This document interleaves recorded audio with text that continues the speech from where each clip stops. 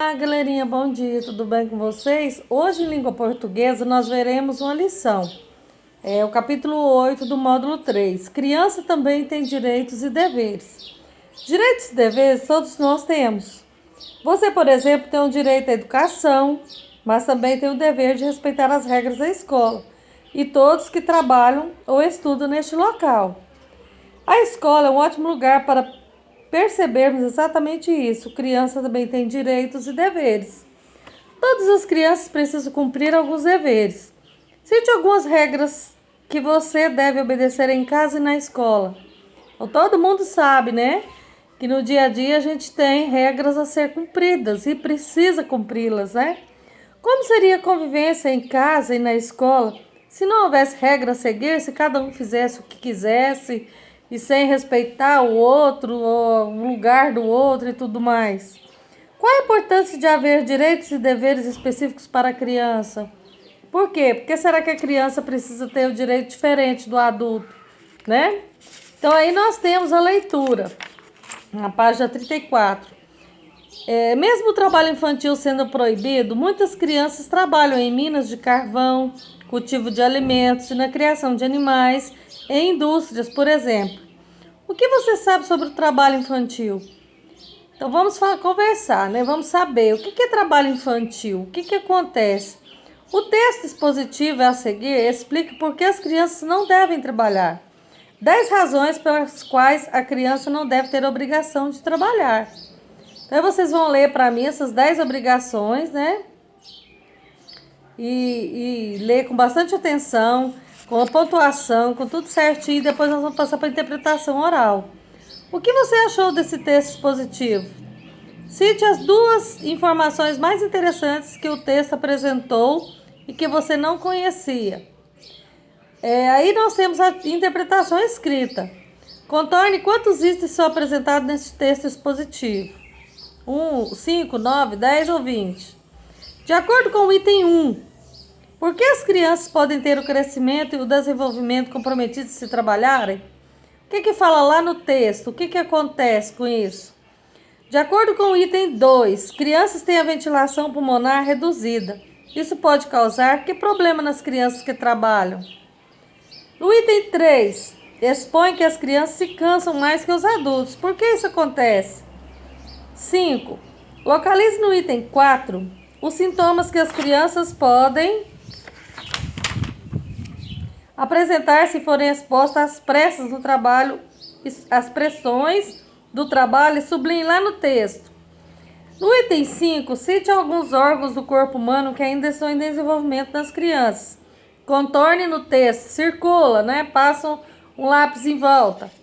O nome desses órgãos. 7. De acordo com o item 6, o corpo das crianças produz mais calor que o dos adultos quando trabalham. O que isso pode causar? Conforme o item 7, por que as crianças são mais vulneráveis aos efeitos dos agentes físicos, mecânicos, químicos e biológicos? Então lá no texto está falando, né, no item 7, por que isso acontece? No item 8, cita que os instrumentos de trabalho e equipamentos de proteção não são feitos para crianças. O que isso pode causar?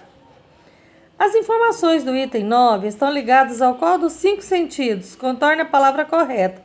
Visão, paladar, olfato e audição.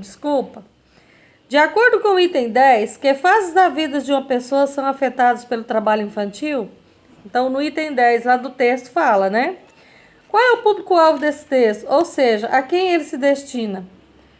Ele foi escrito para quem? Para pessoas idosas, para crianças, para adolescentes, para governantes? Quem vocês acham que é isso aí, né? Releia o trecho a seguir. Criança tem maior frequência cardíaca que os adultos, para o mesmo esforço. O coração bate mais rápido para bombear o sangue para o corpo e, por isso, ficam mais cansadas do que eles, ainda que exercendo a mesma atividade. Assinale com X a alternativa correta sobre o termo em destaque.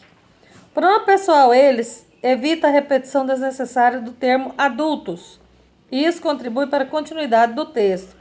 O pronome pessoal eles se refere aos termos coração e corpo, contribuindo para a continuidade do texto. Qual que tá certa? Vai marcar só uma. Xizinho, tá?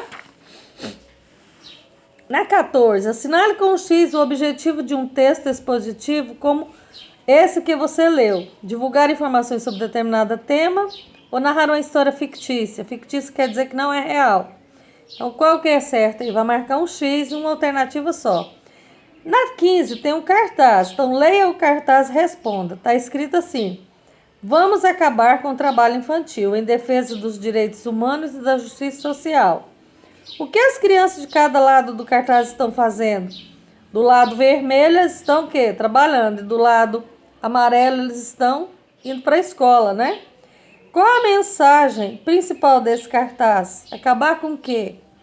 O que esse cartaz tem em comum com o texto expositivo que você leu? Então você vai fazer a comparação, né?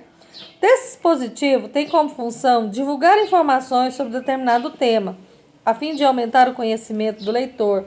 Nele, o autor não expressa sua opinião, por isso ele é escrito em outra pessoa, né? Então, ele não pode falar a sua opinião, ele fala um todo, né? Informações apenas. Então, aí fica a nossa interpretação de texto, o nosso texto, que é muito bom. Vamos conversar com a mamãe, vamos conversar com o papai, com um colega que estiver próximo, um primo, irmão, porque é um tema legal, né? Então, criança não deve trabalhar. 10 razões para isso aí no texto, que não deve trabalhar. Beijo e até a próxima.